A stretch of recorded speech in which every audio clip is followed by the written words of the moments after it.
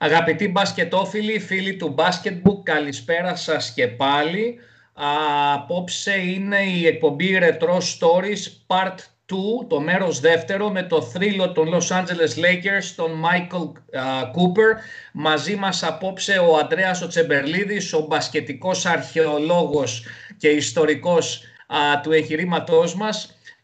Θα διεισδύσουμε απόψε σε πιο κέρια και πιο βαθιά σημεία της καριέρας, σε συγκεκριμένα μάτς με συγκεκριμένους αντιπάλους και events με τον Michael Cooper.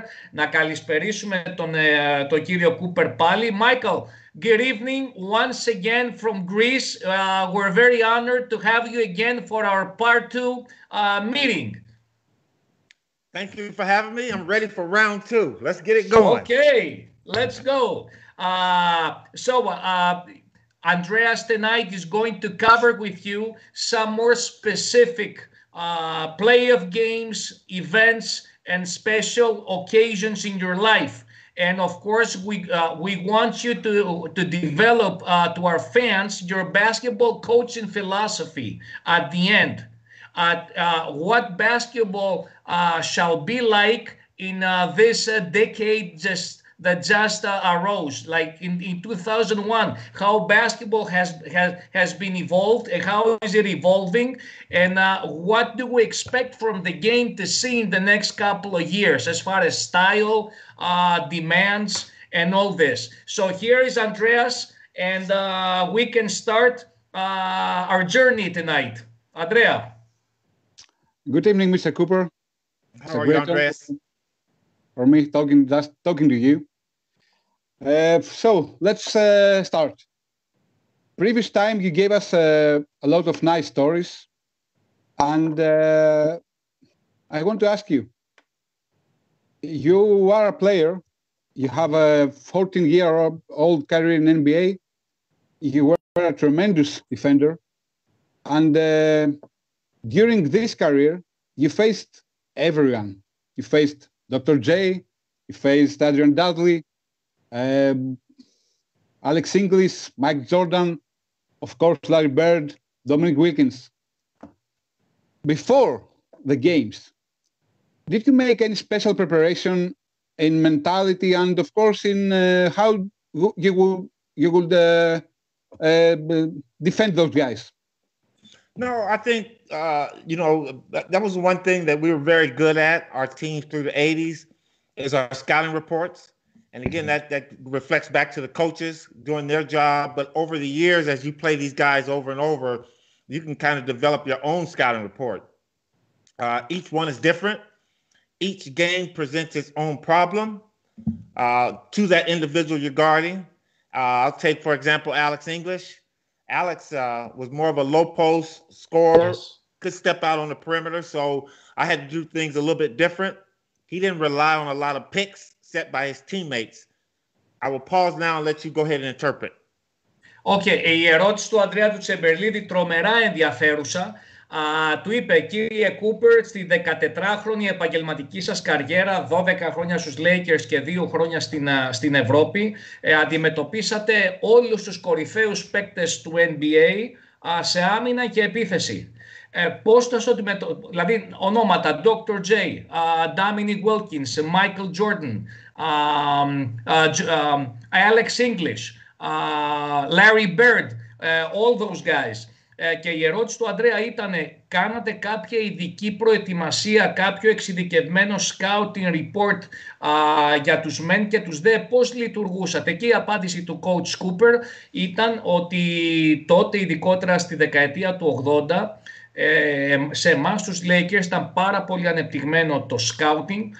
Γνωρίζαμε πάρα πολύ τα συν και τα πλην και τα μυστικά του κάθε παίκτη που παίζαμε αντίπαλοι. Βέβαια, προϊόντος του χρόνου, η πείρα μου από το μαρκάρισμα και από την συναναστροφή στον αγωνιστικό χώρο με όλους αυτούς τους αθλητές, είχα πλέον την αντίληψη και την γνώση και έφτιαχνα και το δικό μου scouting report και γνωριζόμασταν πλέον πάρα πολύ καλά όλοι μας ποια είναι τα δυνατά μας και ποια τα δυνατά μας σημεία. Ανδρέα.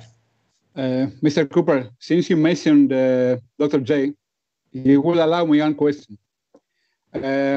I want you to ask about this iconic dunk of Dr. J.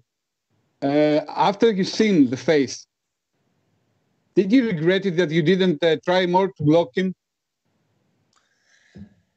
I'm glad you brought that up, Andreas, because I see the smile on your face, and it seems like you're enjoying that. No, Michael, you could have spanked him. Why didn't you do it?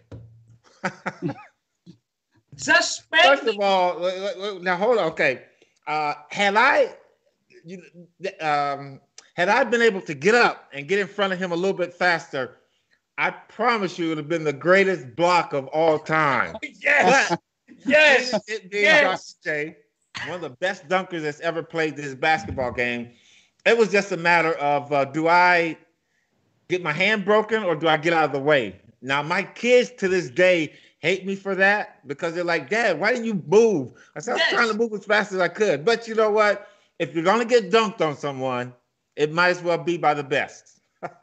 So, okay, η ερώτηση, ναι, να το πούμε από την αρχή. Καταρχήν, πριν μεταφράσω, αμέλησα, η Bentley τελικά πουλήθηκε το απόγευμα που ανάρτησα 87.500 ευρώ αξία Bentley, μας τη δώρισε η Ρενίλ Νέο να μπει στην κλήρωση απόψε για τον υπερτυχερό. Αλλά δυστυχώς Ανδρέα Τσεμπερλίδη κάτσαμε στην πύλια, πουλήθηκε το απόγευμα 86.500 και δεν θα καταφέρω σε αυτή την εκπομπή να βγάλω την Bentley. Θα το ερμηνεύσω μετά στο Michael Cooper.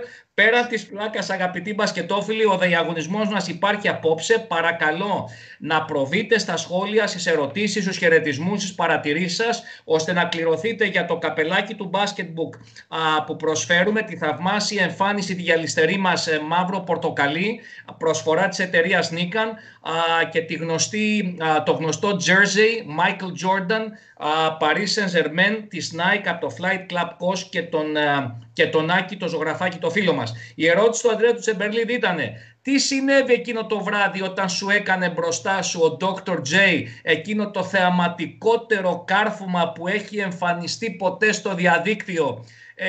Και εγώ δεν άντεξα και άρχισα να ορίομαι. Ρε Μάικλ, του λέω, γιατί δεν του δοσκάσεις ένα χαστούκι να φύγει και να γίνει η ωραιότερη τάπα όλων των εποχών?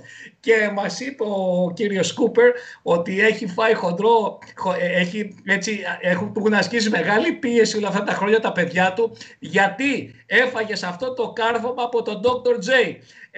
Μας είπε ο Μάικλ Κούπερ ότι ήταν ένα βήμα πιο μακριά από ό,τι έπρεπε, αλλά αν ήταν τόσο κοντά ώστε να μπορούσε να τον κόψει, αυτό, λέει, δεν θα είχε αναδειχθεί σαν το κορυφαίο κάρφωμα όλων των εποχών, αλλά σαν η κορυφαία τάπα όλων των εποχών. Προχωράμε λοιπόν παρακάτω.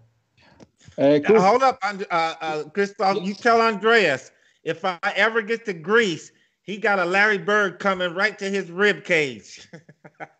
A Larry Bird elbow coming. Όταν έρθει, λέει, στην Ελλάδα, Αντρέα, λέει, θα φας μία γωνιά στο μονό που θα παίξετε, σαν αυτές, λέει, που έχουν, λέει, στο Larry Bird. I'm just leaving. Goodbye. Πάμε. Coop. Okay. Again for Dr. J. Is a backboard layup against Mark Landsberger one of the best plays you ever seen? Yes. That play was amazing because at that time I was on the bench and I was sitting exactly along the baseline. And I honestly believe when he took off, and as you see, Kareem came over too, because we came to double team. He didn't know what he was going to do. He was looking to pass, and that shows you the gracefulness and the athleticism of a player like Dr. J, Michael Jordan, Kobe Bryant, to where that they can go up in the air because they're up so high, and at the last minute be able to make a great move, whether it be a pass, and in this case with Dr. J, he came out the other side of the basket for 2 points. I mean, probably one of the greatest plays, other than the dunk, probably the greatest play I've ever seen a player make in midair. Do you know why we have a lot of respect here in Greece and all the world, I believe?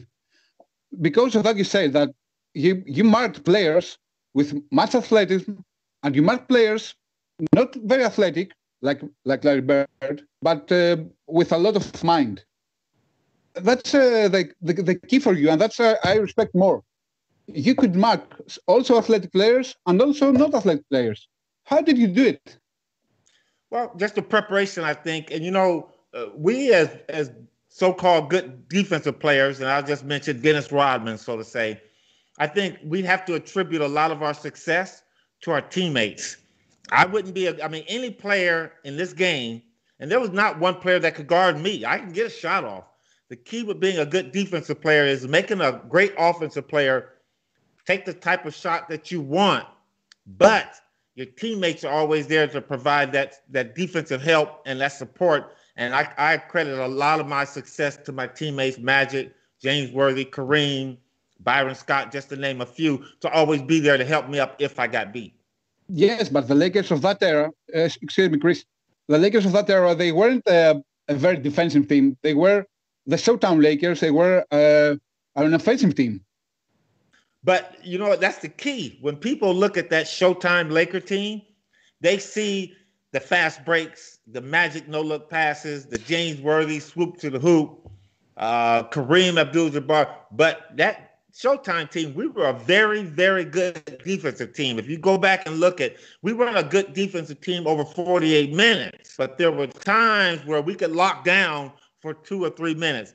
Kareem could guard the post. James Worthy was a dual defensive player such as myself.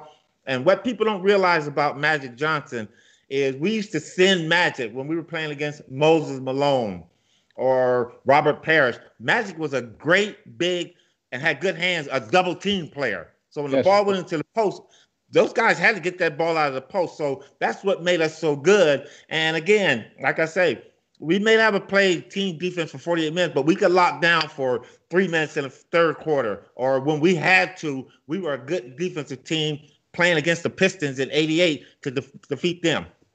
Mm-hmm. Η ερώτηση του Ανδρέα του Τσεμπερλίδη, η κύρια, ήταν όσον αφορά το αμυντικό κομμάτι τότε εκείνης της εποχής, ειδικότερα σε εκείνες τις χρονιές δεκαετία του 80 με τα 5 πρωταθλήματα των Los Angeles Lakers. Του λέει του Μάικλ Κούπερ ο Ανδρέας, Μάικλ, εσύ ήσουν ένας κατεξοχήν αμυντικός παίκτης και στην επίθεση ήσουν εξαιρετικός, αλλά ειδικότερα συγκεκριμένη ομάδα υπήρχαν και κατεξοχήν φύση επιθετικοί παίκτες. Πιο φύση επιθετική από ότι εσύ. Όσον αφορά το αμυντικό κομμάτι, πόσο καλοί ήταν οι Lakers, γιατί όλοι τους ξέρουμε ότι ήταν μια ομάδα freelance με τεράστιο επιθετικό ταλέντο και έχει περισχύσει το επιθετικό ταλέντο και η επιθετική φήμη εκείνης της ομάδας παρά το αμυντικό κομμάτι. Και ο Μάικλ Κούπερ πολύ σοφά μέσα στις άκρες μας είπε ότι πρωτάθλημα και να γίνεις καθεστώς στο NBA και κυρίαρχος δεν παίρνεις, και ειδικότερα σερί 5 χρόνια αν δεν είσαι και φοβερή αμυντική ομάδα. Και οι Lakers ήταν ταυτόχρονα και εκπληκτική αμυντική ομάδα, είχαν πάρα πολύ μεγάλα κορμιά. Φανταστείτε τώρα με το Magic Johnson point guard στα 2-6 πόσοι διάδρομοι κλείνανε, το τι γινόταν στα double team. Και παράλληλα, επειδή και οι άλλες ομάδες τότε ήταν τούμπανο, π.χ. όταν παίζανε με το Moses Malone, αντίπαλος με τους Sixers, και το μάρκαρε ο Kareem, όλοι παίζανε για όλους. Ήτανε σαν τους τρεις σωματοφύλακες, όλοι για έναν και έναν για όλους. Με λίγα λόγια είναι αυτό που λέμε όλοι, ότι στο υψηλό επίπεδο δεν μπορείς να είσαι μόνο πολύ καλή επιθετική ομάδα και λιγότερο καλή αμυντικά. Πρέπει να είσαι super duper on both ends of the court, και στην άμυνα και στην επίθεση. Προχώρα, Ανδρέα. Mr. Cooper, is Magic Baby Skyhook game the best individual performance you ever seen? Yes, I would say that. And I think that was a tribute, his Skyhook game going back to 1984 when Big Mouth Cedric Maxwell, because Magic messed up, called it Tragic Johnson instead of Magic Johnson. So, we came back in 85, and that's when Magic was very determined to get rid of that label, and he put it on them. One of the greatest plays I've seen, Robert Parrish and Kevin McHale jumped at that hook. Sky hook. It was like you said, Andreas, it was the baby sky hook. So they couldn't even get that. So we knew we had arrived, and Magic's game had went to another level, because you got to remember, it was all about three-point shooting, assists, layups. Now he added that new dimension to his game, and that really enhanced his game, and it made it possible for us to go back to back because he used that same play on Detroit and the rest of the teams. So Michael, when did Magic incorporated this baby skyhook into his arsenal? You know, when people started taking certain things away, and if you look at like LeBron James now, Kobe as he got older, when perimeter players, great perimeter players, when their skills start diminishing a little bit, they don't move as fast. Michael Jordan couldn't jump as high anymore. Their games become more refined and defined. And Jordan, to me, really got good as he got older. When he was 31, 32 is when they really started getting together. And you can see that in LeBron James's game now. It's not about jumping over people dunking. It's about doing the fundamentals aspects of the game. Reverse pivot, forward pivot, using the gift that God gave you. Those guys are big guys, so they don't have to work as hard. And it's fun to watch that. So I think that's what happened to Magic. As the speed get down, you start guarding faster players, younger players come in. Now you start using your head, your basketball IQ sense, and the fundamentals of the game. And I think that's what happened. And he actually practiced on that in practice all the time, even before that happened. I think he just had that in his arsenal. So when that day comes where he couldn't run by those guys, now you can shoot the little baby hook. This is a basketball clinic, what you just gave us. So allow me to translate it because we can learn from this. Right now, thousands are watching us.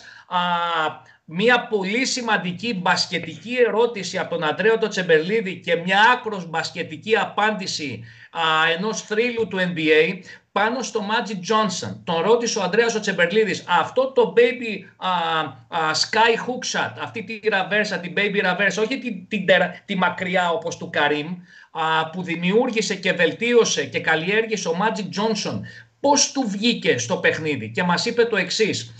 Τον κορόιδευε ένα πολύ κακό παιδί σε εισαγωγικά και big mouth ο Cedric Maxwell των Celtics, γινόταν σφαγή μεταξύ τους και τον κορόιδευε και τον αποκαλούσε Tragic Johnson αντί για Magic Johnson, επειδή προφανώς του είχε βρει κάποια κουμπιά και κατάφερνε τέλος πάντων τον περιορίσει. Όπως πέρναγαν τα χρόνια και ο Magic μεγάλωνε, βάραινε, και αυτός θύμα του χρόνου και της φύσης της ίδιας, πράγμα που το κάνουν πολύ μεγάλοι παίχτες και ο συγχωρεμένος ο Κόμπι και στο Λεμπρόν το βλέπουμε, έβρισκαν τρόπους να εκλεπτίζουν και να εμπλουτίζουν το παιχνίδι τους. They were able to refine their game, όπως μας είπε ο Μάικλ Κούπερ, δημιουργώντας καταστάσεις πλεονεκτήματος υπέρ τους λόγω του όγκου του στο low post. π.χ. ο Magic εφήβρε αυτό το baby skyhook. Όταν άλλοι τον πέρναγαν πολλές φορές πολύ πιο εύκολα, πιο κοντοί, πιο φρέσκοι, πιο νέοι guards, αναγκαζόταν να παίζει λιγάκι πιο πίσω άμυνα και να έχει περισσότερες βοήθειες. Λοιπόν, προϊόντος του χρόνου όλοι αυτοί οι μεγάλοι παίκτες αναγκαζόντουσαν να βελτιώνουν και να αναπροσαρμόζουν το παιχνίδι τους βάσει της μεγαλύτερης ηλικίας τους, αλλά βέβαια και της εξέλιξης του παιχνιδιού σε πιο γρήγορο και ανάλογα βέβαια με τον ποιον παίκτη συναντούσαν απέναντί τους. Αντρέα. Since we are talking about Magic, who called the dunk and your cooperation Koopa Loop? Chick Hearn, our late announcer, Chick Hearn, that used to do that. Back at Michigan State when Magic beat Larry Bird at Indiana, Magic had a player on his team called Greg Kelser, and he used to throw him lobs. So when Magic got with the Lakers, knowing that that I was just going to be like a defensive player, I mean I could score, but defense was going to be my way to stay on the team. And every time I got the basketball, people would back off of me. So if Magic was posting up or Kareem, my player would just back all the way right in front of them. And I was hesitant to shoot the ball, but Magic said as we got through showtime, he said, "Coop, you know what? We gotta use you in a transition because that's when you can score. So you know what? I'll throw you the pass like I did Greg Kelser, and we did that in transition. Lo and behold, it wasn't the alley-oop anymore. Chick Hearn goes down, oh, it's the Koopa Loop. So Magic came and said, that's your play, Coop, the Koopa Loop. So we actually had that as a half-court play, but Chick Hearn was the first one to name it the Koopa Loop. Καλά, απόψε ζούμε μια μεγάλη νύχτα, δηλαδή εντάξει, έχουμε τη χαρά, την τύχη, την ευλογία και έχουμε μεταφερθεί transit με τη χρονομηχανή του παγκόσμιου μπάσκετ πίσω στο 85 και ακούμε περιγραφές, Αντρέα, που μου έχει σηκωθεί η τρίχα. Απόψε για πρώτη φορά ίσως στα ευρωπαϊκά χρονικά, σίγουρα στα ελληνικά, μας αποκαλύπτει ο ίδιος ο Μάικλ Κούπερ από πού βγήκε το Coop Loop. Λοιπόν, αυτή, αν το έχετε δει αγαπητοί μπασκετόφιλοι σε βίντεο, αυτή η alley-oop πάσα του Magic στον Michael Cooper με τα φοβερά τότε καρφώματα, πώς προέκυψε. Λοιπόν, η ιστορία έχει ως εξής. Ο Magic Johnson στο κολέγιο στο Michigan State είχε ένα συμπαίκτη, τον Greg Kelser, ο οποίος ήταν εξίσου αλτικός και αθλητικός όπως ήταν ο Michael Cooper και ήδη το είχε προπονηθεί σε εισαγωγικά σε αυτή την alley-oop πάσα με τον συμπαίκτη του τότε στο Michigan State και το είχε το πατρόν έτοιμο. Άρα λοιπόν όταν γνωρίστηκαν παικτικά σαν συμπαίκτες ο Magic Johnson με τον Michael Cooper και άρχισαν να μυρίζουν ο ένας τον άλλον πώς να κουμπώσουν, πώς να αλληλοβοηθούνται μέσα στο παρκέ, διέκρινε ο Magic την αλτικότητα, την αθλητικότητα και την ταχύτητα του Cooper και του λέει: Μάικλ, εκτός από φοβερός αμυντικός, σαν να λέμε τώρα πρέπει να παίρνεις και κανένα σοκολατάκι στην επίθεση, έτσι.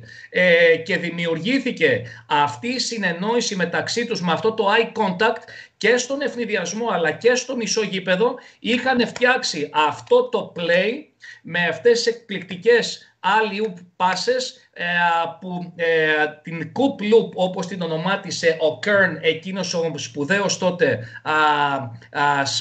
speaker του CBS News, και έχει μείνει το Coop Loop και έχει γίνει viral εδώ και περίπου 35 χρόνια. Ανδρέα, συνεχίζουμε.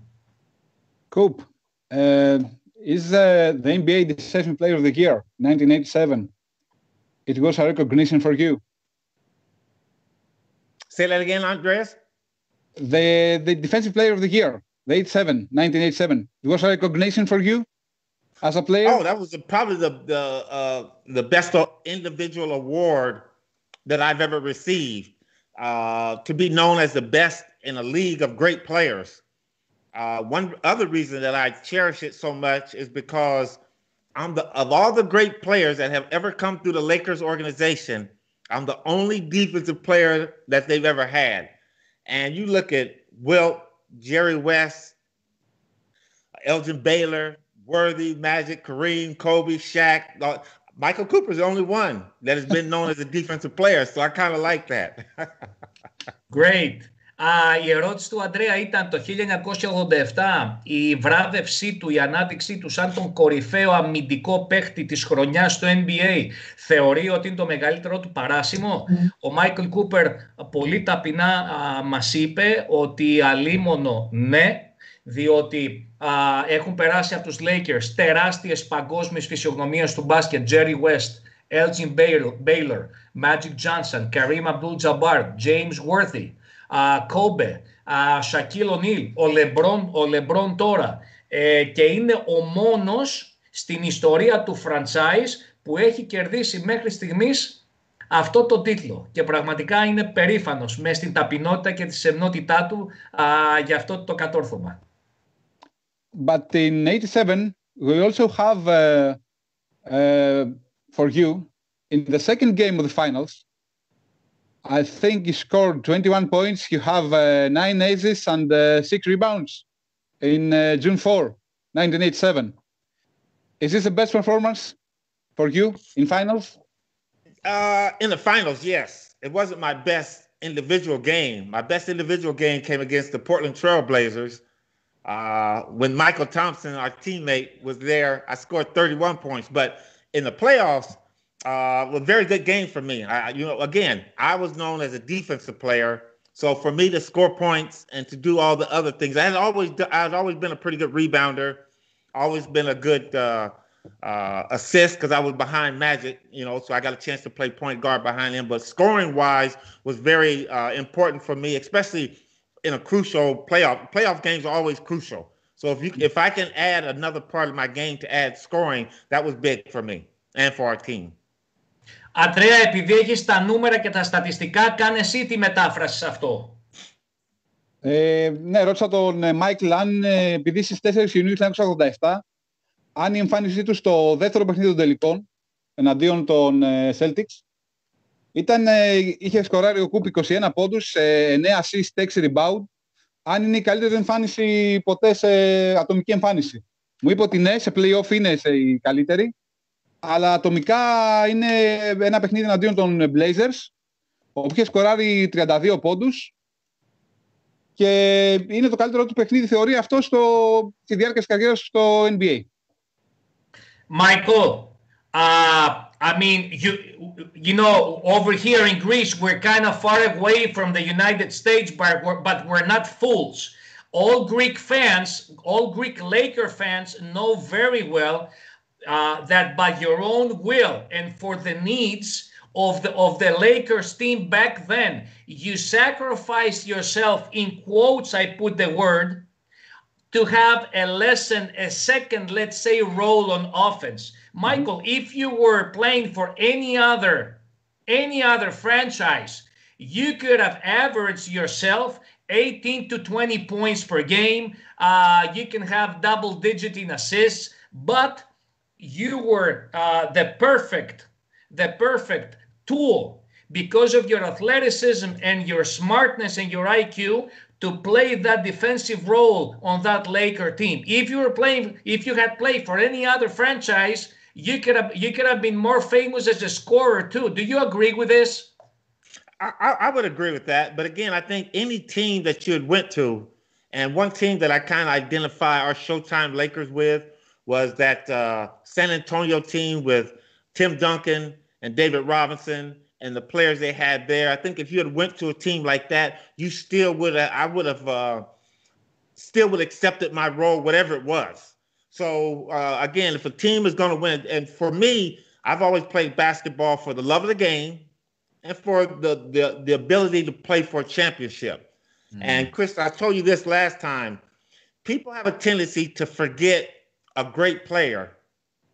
Allen Iverson, just to name a few. And Allen was a great player, but people don't forget champions. And if you win a championship, they're going to always remember you if you've had a significant role. So for me, moving around, had I moved around and got with the San Antonio team that could have won a championship, my role probably would have been the same as with the Lakers. But if it had gotten with let's say a team like the Denver Nuggets, when we played, that were always in the Western Conference Finals playing for one, my role might have changed because I may have had to score a little bit more, but not win championships. So for me, it's all about winning that championship. And I want to say this to Andreas. If I come to Greece, he and I are going to play one-on-one, and even as a senior citizen now, I'm going to take him to the hoop. I'm going to score, then I'm going to give him the ball, and I'm going to still lock him down. So I got a grudge against Andreas right now. Well, I got my teammate in this 2-on-2 we're going to play when you come to Greece because I heard you got vaccinated, so we're expecting you this summer. Andreas Gliniadakis, my teammate is entering our conversation in a few minutes. So we got this 2-on-2 rival already set. For sure. Because okay.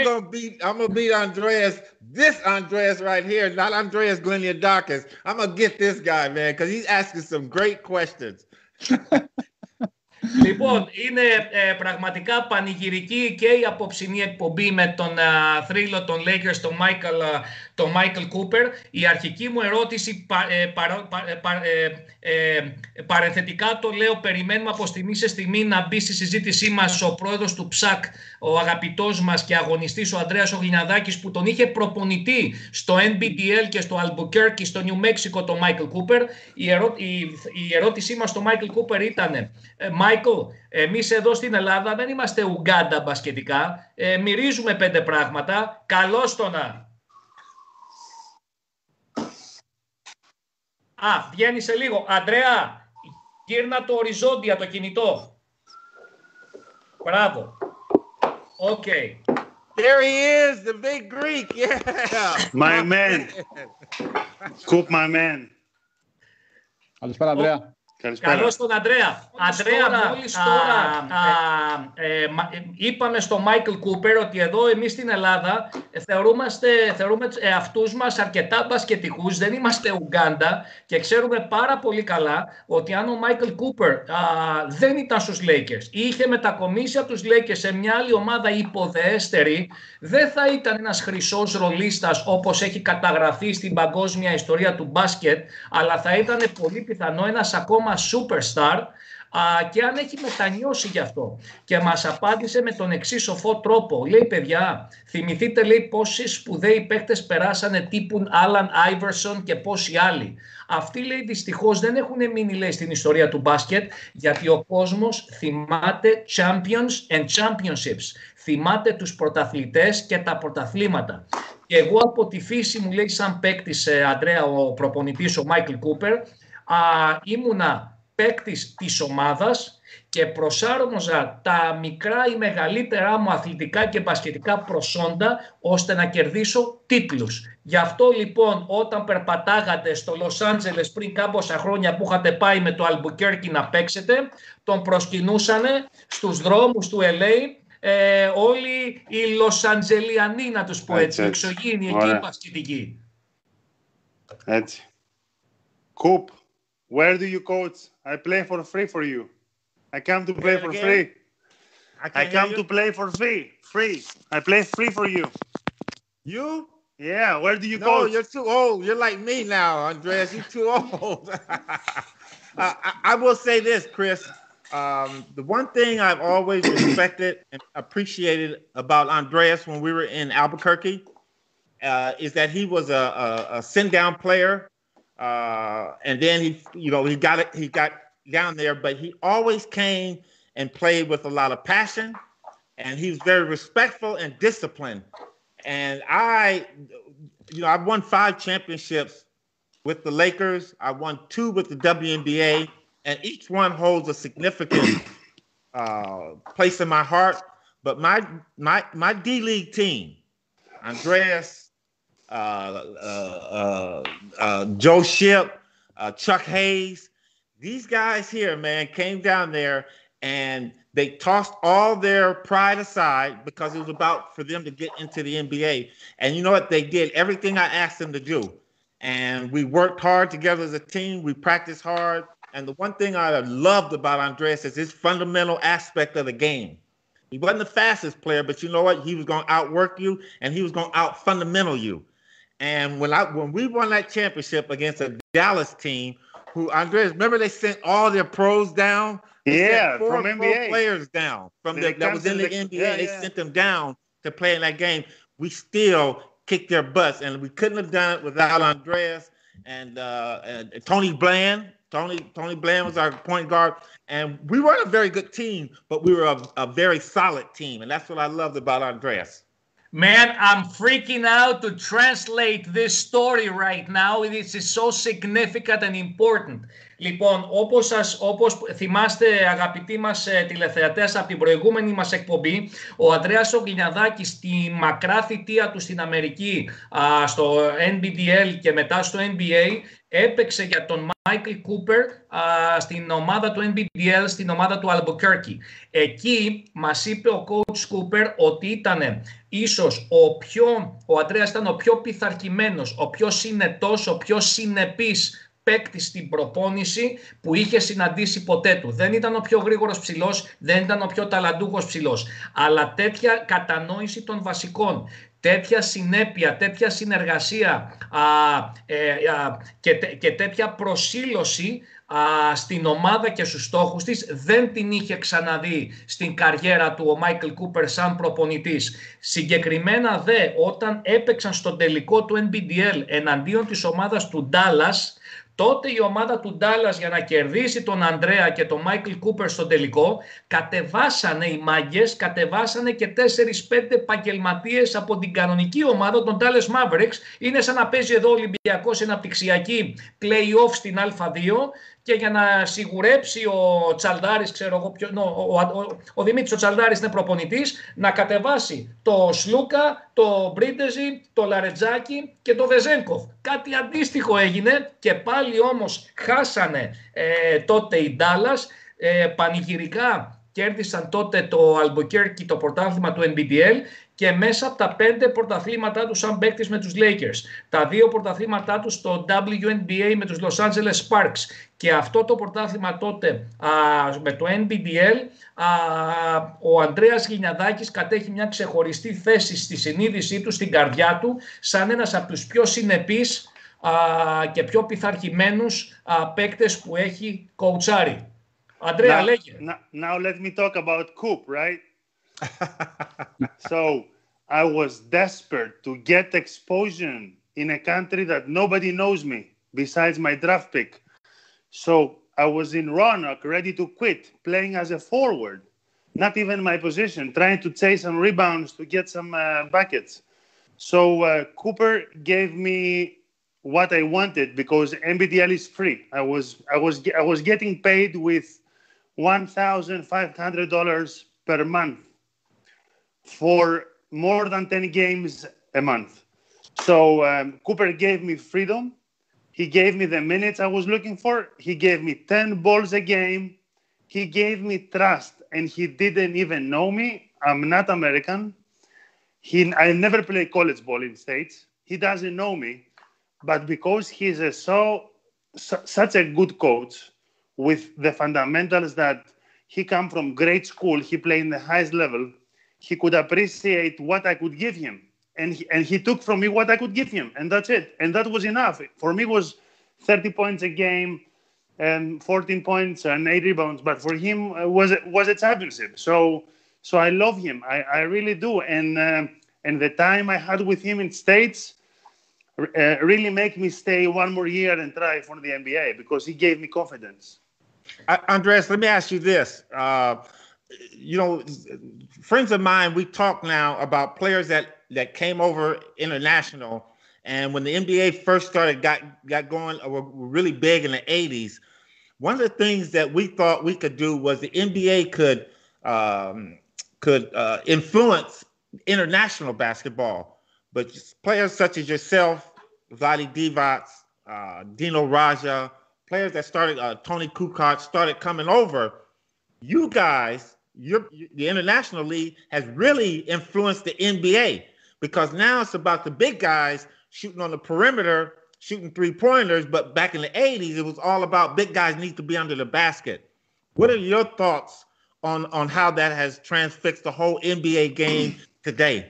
Αντρέα, να το μεταφράσω μισό λεπτό. Η ερώτηση του δημοσιογράφου τώρα, πλάκα κάνω, του Μάικλ Κούπερ, φιλολογικά στον Ανδρέα το Γρινιαδάκη σε σχέση με την επίδραση και την επιρροή των Ευρωπαίων παικτών προοδευτικά από το τέλος της δεκαετίας του 80, ξεκίνησε θυμόμαστε ο Βλάντε Ντίβατς, μετά ο Σαμπόνις, μετά ο Μαρτσιλόνης, ο Ντράζεν Πέτροβιτς και αρκετοί άλλοι προοδευτικά, αλλά ειδικότερα υψηλοί.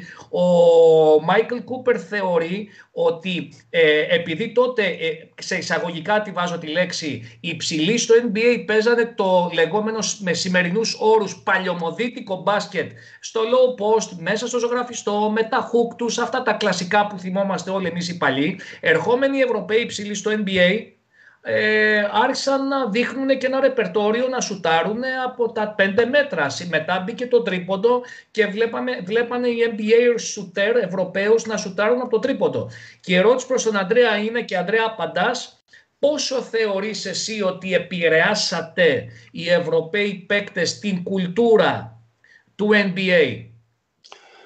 First of all the names you mentioned became franchise players. A franchise player can change the whole city.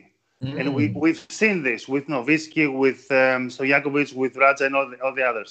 The truth is, I cannot dunk the ball while I'm playing basketball in my country. I'm not athletic. And what I have to do if I want to survive, I have to be smart. I have to learn how to pass. I have to learn how to shoot the ball.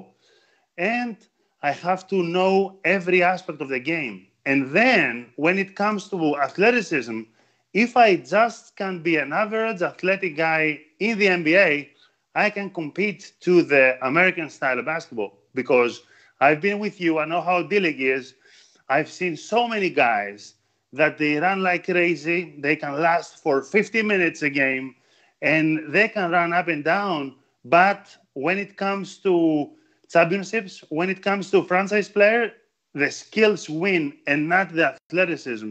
And that's why the NBA, the European players survive and change how the NBA think about them. And they have really changed the game too. That's true. Michael, do you realize why we elected Andreas Gliniadakis as the president of the Players Union here in Greece now? I see why now. Andreas has always been very intelligent and knowledgeable about the game of basketball. He has less hair now, though. I'm seeing all his hair is going away. Check me out, Coop. Να μεταφράσω αυτό που μας μετέφερε ο Ανδρέας ο Γλινιαδάκης είναι ότι οι Ευρωπαίοι παίκτες ερχόμενοι στο NBA κατά τεκμήριο δεν ήταν τόσο αθλητικοί όσο οι Αμερικανοί. Αυτό είναι γνωστό. Γιατί όχι μόνο δεν είναι κάτι DNA-κο ή ρατσιστικό ή οτιδήποτε, απλά είναι άλλη κουλτούρα του μπάσκετ εκεί, περισσότερο αθλητικό και περισσότερο ενστικτώδες θα έλεγα, και λιγότερο τόσο πολύ με τη λογική και με την πιο διεισδυτική σκέψη. Ερχόμενοι λοιπόν οι Ευρωπαίοι παίκτες στο NBA, έχοντας την ανάγκη να προσαρμοστούν σε αυτή την πολύ αθλητική κατάσταση των Αμερικανών, έπρεπε να χρησιμοποιήσουν περισσότερο τα βασικά, τα fundamentals, περισσότερο το μυαλό τους για να μπορούν αυτό το balance αθλητικότητας και μπασκετικού IQ να τους οδηγήσει να είναι ανταγωνιστικοί. Έτσι λοιπόν δημιουργήθηκαν κάποιοι τεράστιοι franchise players όπως ο Στογιάκοβιτς, όπως ο Ντίνος ο Ράτζα που τον έχουμε φιλοξενήσει και από αυτό το βήμα παλαιότερα, όπως ο Βλάντε Ντίβατς, όπως ο Σαμπόνις αργότερα. Αυτοί οι άνθρωποι, αυτοί οι Ευρωπαίοι παίχτες αυτό το προτέρημα είχαν, ότι κάθισαν και σκέφτηκαν πώς μπορούν οι ίδιοι να φανούν πρώτα χρήσιμοι στις ομάδες και προοδευτικά, έχοντας γνώση των βασικών από την Ευρώπη που έχουμε παράδοση στην διδασκαλία των βασικών, σιγά σιγά να ανελιχθούν και να φτάσουν και να γίνουν μέχρι και franchise players και να έχουν αφήσει εποχή. Αντρέα Τσεμπερλίδη, μια γρήγορη ματιά σε κάποια άλλη περίοδο της μπασκετικής καριέρας του Μάικλ Κούπερ, κάτι που μπορεί να έχει σημειώσει, το οποίο αξίζει να το συζητήσουμε. I have many questions, but I think that's time to go to the Messaggero Roma time. Why are you laughing, Coop? Because I enjoy that. That was a great year I had over there. Okay. So, in 1990, you came across Atlantic, you came to Italy, you came to Messaggero Roma. I want you to tell me about the transition from an NBA player, especially in defense, to European basketball. I believe that they ask you to score. They ask you to defend what in Rome? Well, when I came over there, you got to remember that they had just had Danny Ferry and Brian Shaw. Yes. And those players went back to the States. So my agent at that time said, Coop, I mean, they're looking for another American, but they need a scorer, they need a rebounder, they need this and that. And then I was being paired up. My counterpartner was not another American. It was Dino Raja. And Dino reminded me, Andreas Gliniadakis reminds me a little bit of Dino because they could do a little bit of everything. Dino's issue was that he was injury prone. He got injured and coming off a bad injury, but he could still score. So going there, I knew my role was going to be big, but then coach also wanted me to be almost like a coach. He wanted me to teach the team Pat Riley stuff. And I said, Coach, you know what? No, let's play how we play here, and which was a good thing. And so it was fun. I enjoyed it, brought my whole family over. At that time, there was a lot of influx of American players. Bob McAdoo was down in Milan. Michael Ray Richardson was there. Vinny Del Negro was a great player. San Antonio was there at different places. So I knew that it was a different level of NBA in a sense, because now instead of things being more big guys under the basket, guards on the perimeter, the power forward, strong power forward, everybody was like a power forward playing on the perimeter. So I enjoyed it, and I thought I did a pretty good job. I fulfilled my role. So it was fun. It was a lot of fun. I told the team to give me 1 month to learn how to speak Italian, and they brought a tutor in, and I eventually was able to communicate with the team. Not much. The only issue I have about playing overseas, especially in Italy, is that during our during our dinner with the team dinners, the guys drank so much wine, vino, that I got drunk my first game. So I had the coach was like, "Coop, no wine for you." Said he'll give me the aqua senza, water with gas. So that's why I started drinking just real water. But it was a great time.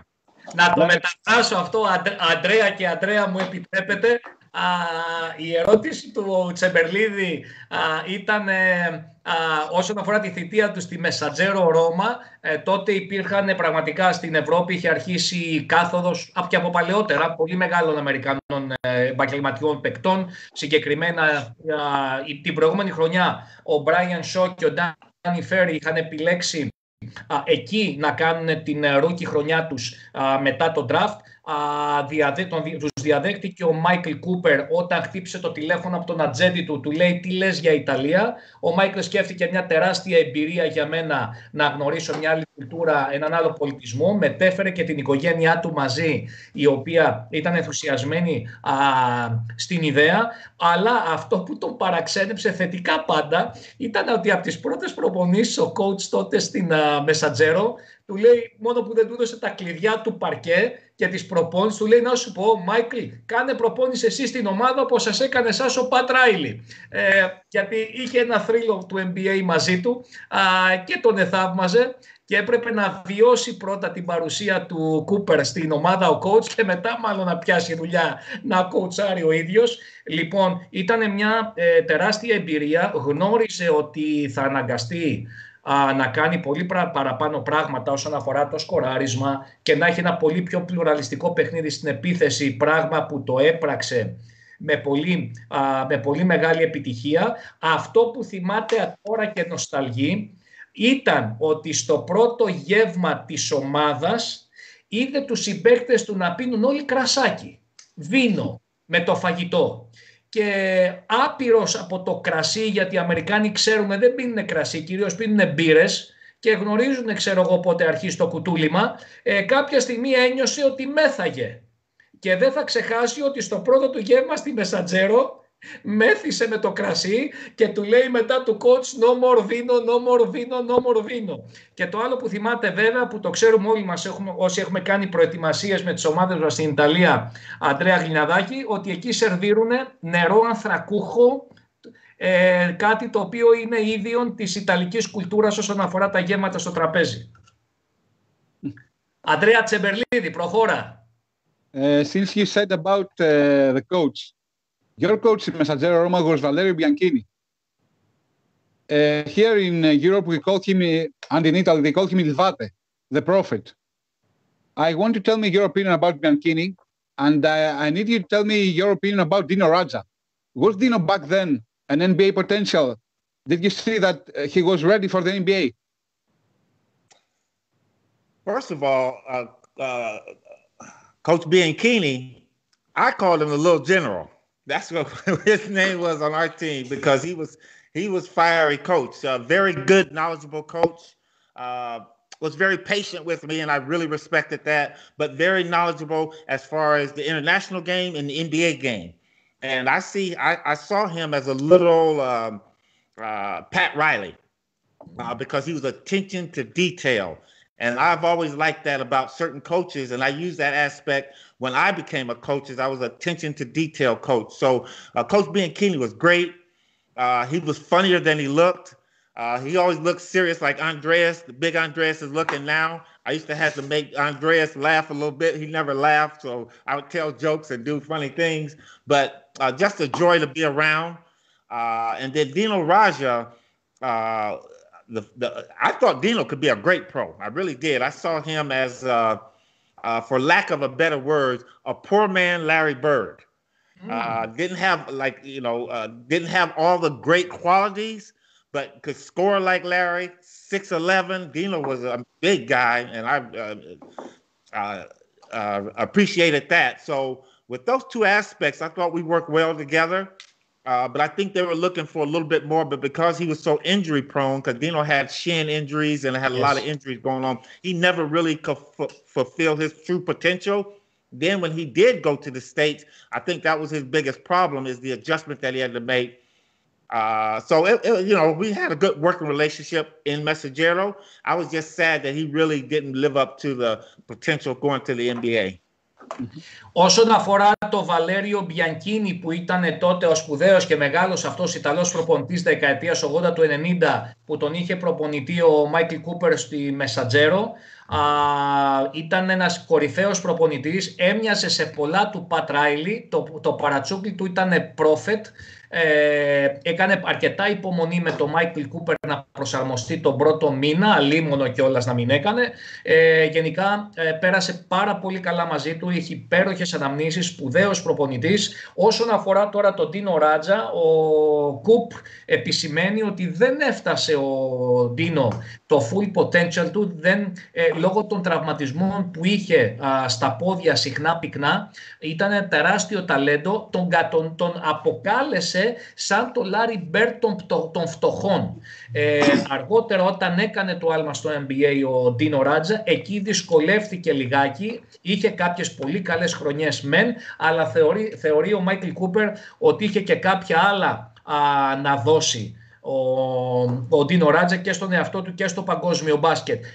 Ανδρέας Γλινιαδάκης, have you ever played against Ράτζα?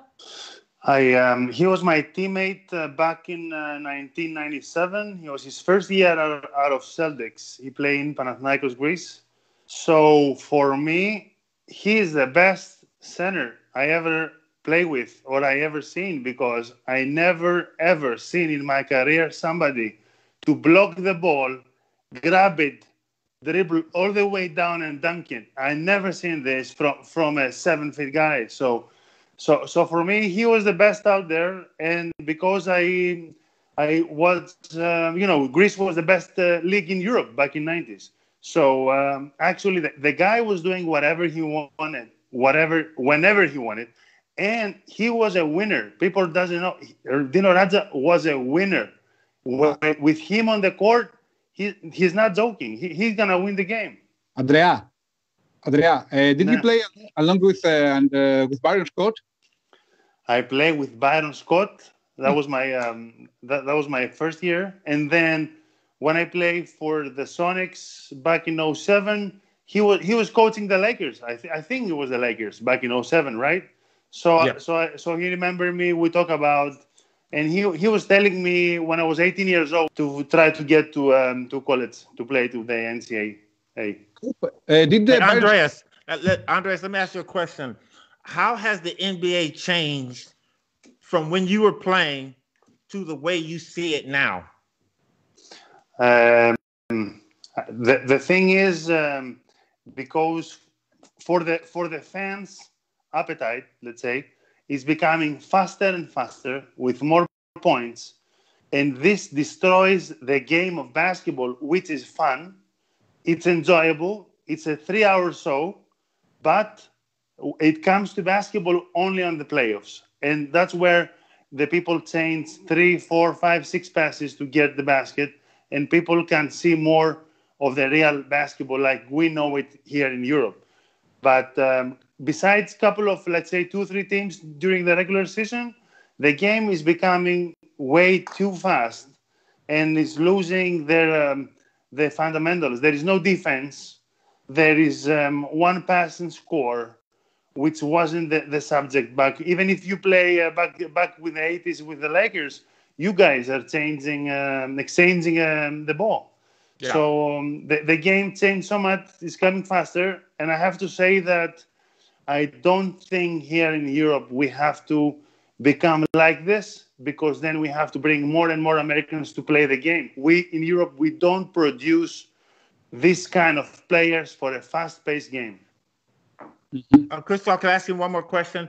Sure. Do you think Andreas, big Andreas, not the little one, that little guy right there, the big Andreas, do you think that they should have an age requirement on the NBA? Do you think that is hurting the NBA and as well as overseas? The one and done case, Andrea. Yeah. Well, I think very rarely some players can play straight from high school. I think the college experience, at minimum 1 and 2 years, will help the NBA as far as what happened when you stop, how you manage your money, your time, and you bring more ready players. There is no way that nobody gains out of this. You draft me and I can't play, and then you draft somebody else, and I'm still 20. Let me play in college ball, then I'm come ready. And I think the same come with Europe. In Europe, the players anyway play their best game after 20 years old. So they come to the NBA later than the Americans in the NBA. So I think that should be the case in general, because then you get a player that has more potential, he's more ready, and your draft has a value. Mm-hmm. After he retires from the Players Union, you can easily recommend him for the front office of the Los Angeles Lakers, Michael Cooper. He can go to any NBA team. Andreas is very good, but I want to kind of hit on that too. I would like to see players go 4 years of college, and the reason for that is because I think you get your social network. It gives you an opportunity to mature, yes, not only in your body, but in your mind. Yes. I think it gives you an opportunity to really, really understand the game of basketball. And I think it gives great college coaches, and Andres, you could probably hit on this on international players, but coaches like Coach Krzyzewski at Duke, it gives them a chance to really coach you. So you can really be defined and understand. And like you said, Andres, you really know the game when you get to the NBA. And teams now don't have to risk on taking a draft. They know what they're getting after 4 years of play. When a kid is 18, 19, 20 coming in the NBA, you don't really know what you're getting. And that has been hurt so many teams, and it's really hurt the league itself. Andrea, Coop, you're giving a clinic once again. I have to translate this because this is news for us. Η ερώτηση του Michael Cooper στον Ανδρέα το Γινιαδάκη ήταν η γνώμη του για αυτή την περίφημη μανία που έχει πιάσει το αμερικάνικο basketball την τελευταία πενταετία και αυτή την εφαρμογή του κανόνα του one and done, όπου δεν είναι κανόνας, επιτρέπεται πλέον. Όχι μόνο από την πρώτη χρονιά του κολεγίου και τελειώνοντας το Λύκειο επιτρέπεται ένας πιτσιρικάς να γίνει draft. Έχουμε δει τη μόδα, ειδικότερα όσοι παρακολουθούμε το NCAA όλα αυτά τα τελευταία χρόνια, ότι στον πρώτο γύρο του draft υπάρχει ένα στατιστικό, περίπου το 65 με 70% είναι πρωτοετής.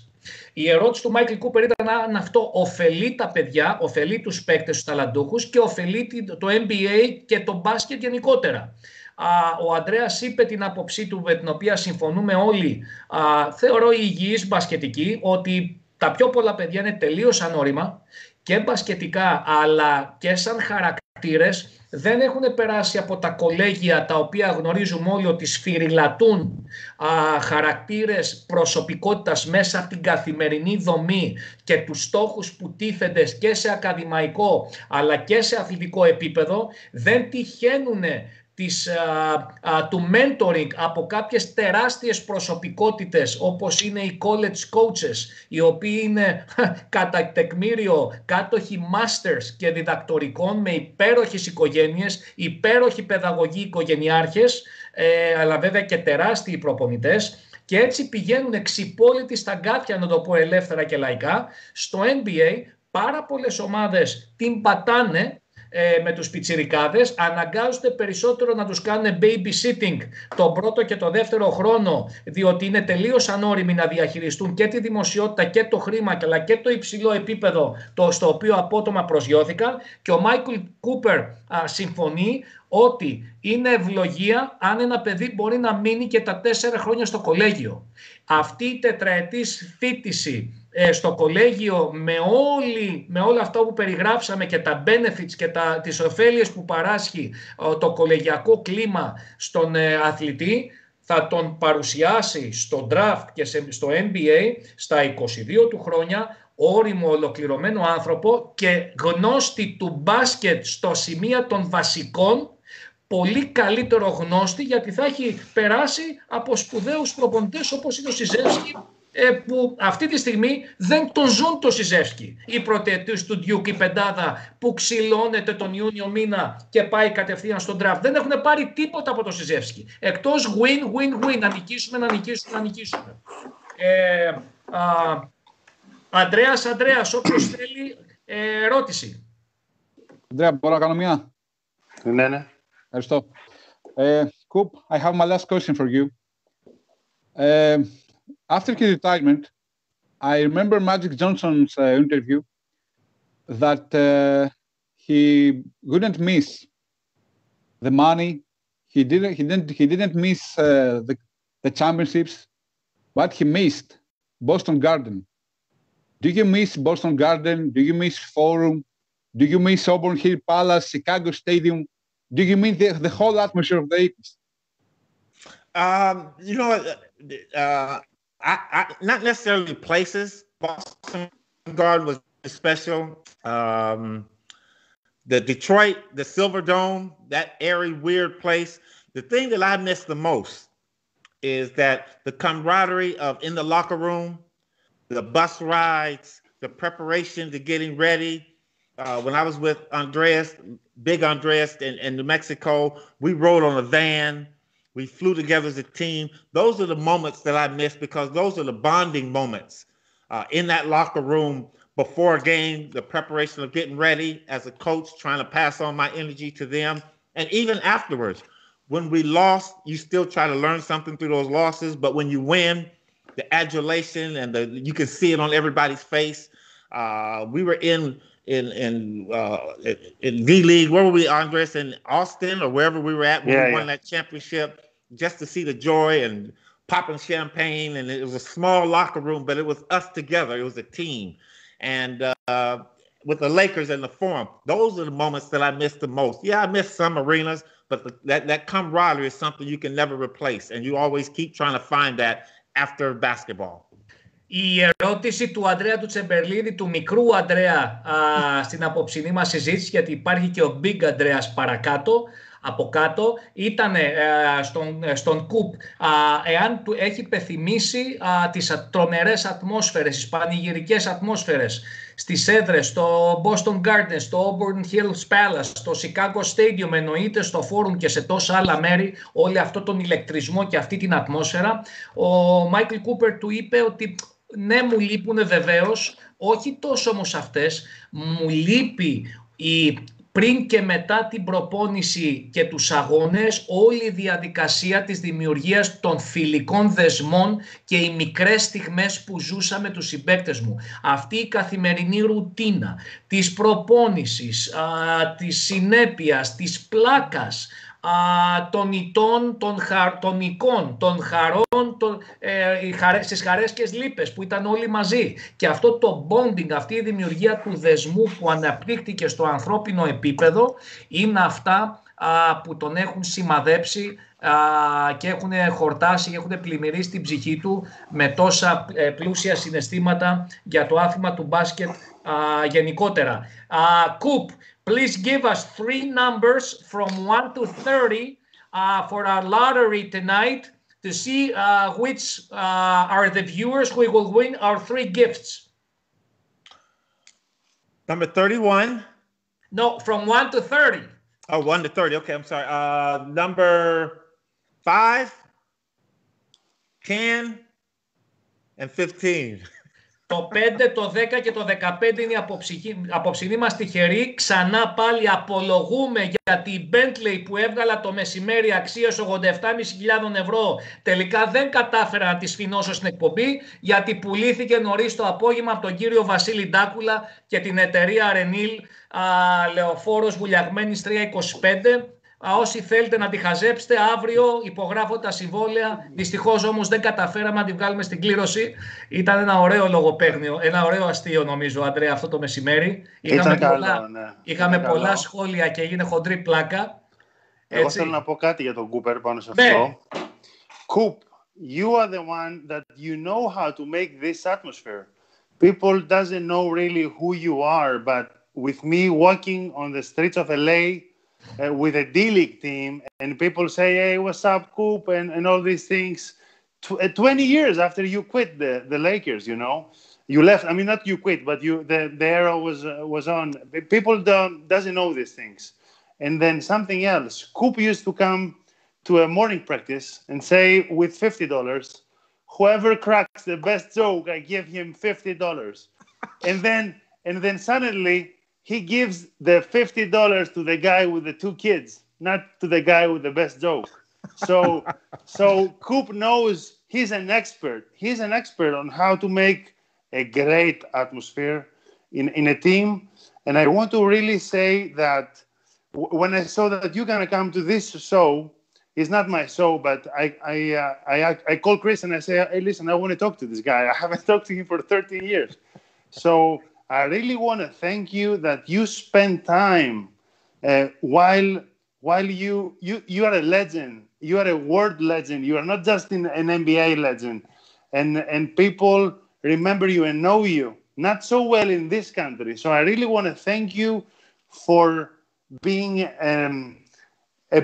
a history book for people and come to this show for people in my country to see you and know you and get to know you. And then I really want to thank you because the year we win the championship, man, this was one of my best seasons. A basketball player can have only 1 out of 10 years great season, money-wise, coach-wise, fans-wise, city-wise. I was getting paid with $1,500, and it was my best, maybe my best year in basketball. I had so much fun. I still remember. I see you and I am laughing. You know, I remember all the jokes we crack and everything. Thank you, Andreas. I got to tell you 2 things about Andreas. The little one. I mean, the big one, not the little one. One, Andreas, if you guys have never seen him dance, he's a very good dancer. Our owner threw us a party just before the playoffs, and he had it at his house at a pool, and he invited the Thunderbird girls over, and they were playing some music. And Andreas learned this dance where you go like that. And he was doing it all 7 feet tall of him. So it was actually funny to watch because it was great music. And last but not least, Andreas, my daughter Simone told me to tell you hi. She was 20 years old at the time we were there in Albuquerque, and she had the biggest crush on this guy, man. And Andreas was so nice and so cordial and respectful of her that I want to tell you, she just told me, she said, Dad, please tell him hi. And it was a lot of fun back there. We had such a great time, man. Κλινιαδάκι, μην απαντήσεις, τώρα θα τα ακούσεις. Καλά ρε, είχες τη δυνατότητα να συμπεθεριάσεις με τον Κουπ και έχασες τέτοια ευκαιρία. Μόλις μας αποκάλυψε, μην μιλάς καθόλου. Αυτά στο Ψακ και στον Αυγενάκη. Μας αποκάλυψε ο Κουπ τώρα ότι στα πάρτι τότε ο Ανδρέας ο Κλινιαδάκης ήταν ο καλύτερος χορευτής, αλλά παράλληλα η πιτσιρίκα, η μικρή τότε κόρη η Σιμών ήταν κατά κάποιο τρόπο ερωτευμένη με τον Ανδρέα, ήταν το είδωλό της. Και όπως καταλαβαίνετε ο Ανδρέας θα τα ακούσει λιγάκι γιατί θα μπορούσε να είχε συμπεθεριάσει και με τον προπονητή του, αλλά τον έφαγε το μπάσκετ και η επιστροφή στην Ελλάδα. Coop, please say hello to Simon. I will. 10 years after, I missed the opportunity for you to become my father-in-law, but it's okay. but the thing is, I really want to say what you said, because the respect I have for you, I was trying to be really, really professional in every level. And this is the truth, as you said, because of the respect I want to have for you. Now, for the little Andreas, I can't wait to see you, man. I got something for you. See this elbow? I'm going to sharpen it up. I got this for you. The big Andreas, we have a 2-on-2 if I ever come to Greece. Yes, please.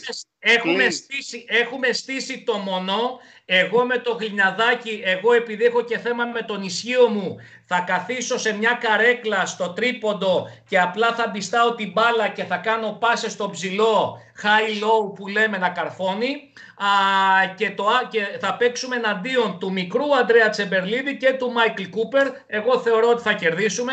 Θα δούμε τώρα αν θα παίξουμε για σουβλάκια ή θα παίξουμε για χάμπουργκερς. Περιμένουμε το Μάικλ Κούπερ το καλοκαίρι στην Ελλάδα. Θα δούμε μήπως και εμείς σαν Basketbook δημιουργήσουμε κάποιο event, να φέρουμε αυτούς τους NBAers με τους οποίους είμαστε ήδη σε επαφή, ίσως και με τη βοήθεια του Ψακ, Αντρέα Γλινιαδάκη, να αναφέρω τους νικητές του απόψινού μας διαγωνισμού. Ο κύριος Παναγιώτης Λούτζης κερδίζει το καπέλο του Basketbook, ο κύριος Σίμος Σιρόπουλος τη φανέλα Michael Jordan και ο κύριος Παναγιώτης Κελίδης τη φανέλα Basketbook. Να στείλουν μήνυμα inbox στη σελίδα μας The Basketbook, ώστε να έρθει το control μας σε επαφή μαζί τους, διευθύνσεις να παραλάβουν τα δώρα τους. Michael Cooper, anything at last to say, to propose, to wish? Big Andreas, I love him to death. I'll always be friendships for life. Little Andreas, I love you in a different way, but I'm going to get you. Nicholas, thank you so much. And Christoph, let's do it again soon. Thank you guys for having me. I appreciate it. I love you. Take care, man. Okay. I love you. Take care. Ο Μάικλ Κούπερ μας χαιρετίζει όλους σαν επιμήθειο της απόψινής εκπομπής. Θέλει να ξαναβγεί μαζί μας, να βγαίνουμε συχνά. Αγαπάει πάρα πολύ τον Αντρέα τον Γλινιαδάκη. Λάτρεψε τον Αντρέα τον Τσεμπερλίδη. Το μονό εμβολιασμένοι όλοι για το καλοκαίρι είναι σεταρισμένο. Μόνο ο Γλινιαδάκη πρέπει να βρω χορηγούς για να γίνει το event και να δοθούν τα χρήματα σε φιλανθρωπικά ιδρύματα. Πρέπει να το σκεφτούμε πέραν της πλάκας πολύ σοβαρά αυτό. Michael Cooper, thank you very much. Once again, we stay in touch. The Basketbook loves you. We love the retro Lakers of the previous decades and the current Lakers, of course. Have a great day there. Greetings to Yvonne, to Simone, to all the kids, and to the Chadwick principal. And we're looking forward to help you out with Greek young players at your high school. For sure. And Christoph, you make it sound like I got 10 kids. I only have 4, but I'll tell them hi. See you guys. Take care, go. Take care, man. Αγαπητοί μπασκετόφιλοι, ήταν άλλη μια σπουδαία βραδιά, συγκινητική βραδιά, πολύ τιμητική βραδιά για εμάς και το εγχείρημά μας. Ο θρύλος του NBA, ο Michael Cooper, μας άνοιξε άλλο ένα κεφάλαιο της ζωής τους. Θα ξαναβγούμε με τον Michael Cooper. Είναι ανεξάντλητες, Αντρέα Γλινιαδάκη, οι πηγές γνώσης του. Έχει τεράστια ιστορία και από ό,τι βλέπω, Αντρέα, έχει πάρα πολλά να δώσει ακόμα στο άθλημα ο Michael Cooper. Ναι, είναι ιδιαίτερα έξυπνος άνθρωπος. Γνωρίζει πολύ καλά τα βασικά του μπάσκετ, παρόλο που έρχεται από μια άλλη εποχή. Είναι πολύ προσαρμοστικός και δεν είναι τυχαίο που κάθε χρόνο έχει κορυφαίες δουλειές και έχει πάρει τόσα πρωταθλήματα και σαν προπονητής. Να ζητήσω συγγνώμη από τους αγαπητούς μας τηλεθεατές που στείλανε τα σχόλιά τους, όχι μόνο βέβαια για το διαγωνισμό, είχαν πάρα πολλές ερωτήσεις αλλά και χαιρετισμούς που δεν διάβασα τις ερωτήσεις τους. Απλά το schedule του Michael Cooper είναι πάρα πολύ στενό, έχει πάρα πολλές υποχρεώσεις μπασκετικές, ακαδημαϊκές. Δεν είναι μόνο στο σχολείο, στο Chadwick που είναι προπονητής, πηγαίνει, κάνει ομιλίες, ασχολείται με φιλανθρωπικές δράσεις. Και ήταν ο χρόνος μας απόψε περιορισμένος. Επιφυλάσσομαι για την επόμενη φορά που θα τον βγάλουμε, γιατί θα υπάρξει επόμενη φορά το 50% του χρόνου της εκπομπής Αντρέα Γλινιαδάκη, Αντρέα Τσεμπερλίδη να αφιερωθεί στην επαφή των τηλεθεατών μας με τον Michael Cooper. Βεβαίως. Λοιπόν, πριν σας αποχαιρετήσω, Να σας θυμίσω ότι αύριο ταξιδεύουμε στη μακρινή South Dakota, στην βορειοδυτική Αμερική, στην πολιτεία των Καουμπόιδων και των Ινδιάνων Σιού, όπου ένας Έλληνας Σιού, ο Τάσος ο Καματερός, διαπρέπει φέτος με το Πανεπιστήμιο της South Dakota στην Division 1 του NCAA. Θα τον φιλοξενήσουμε αύριο να μας πει τις εντυπώσεις του, την καθημερινότητά του, για το πώς βλέπει τη φετινή χρονιά στην πρώτη κατηγορία του NCAA ο Τάσος ο Καματερός, και μαζί του θα μας κάνει την τιμή να βγει και ο head coach της ομάδας, ο φοβερός και τρομερός προπονητής, ο Todd Lee. Αύριο λοιπόν, αγαπητοί μπασκετόφιλοι, τα σπουδαία South Dakota, Τάσος Καματερός, Todd Lee. Αύριο 9 η ώρα το βράδυ. Ευχαριστούμε που μας παρακολουθήσατε. Σας αγαπάμε. Να αγαπάτε το μπάσκετ δυνατά και ελληνικά. Καληνύχτα σας. Καληνύχτα.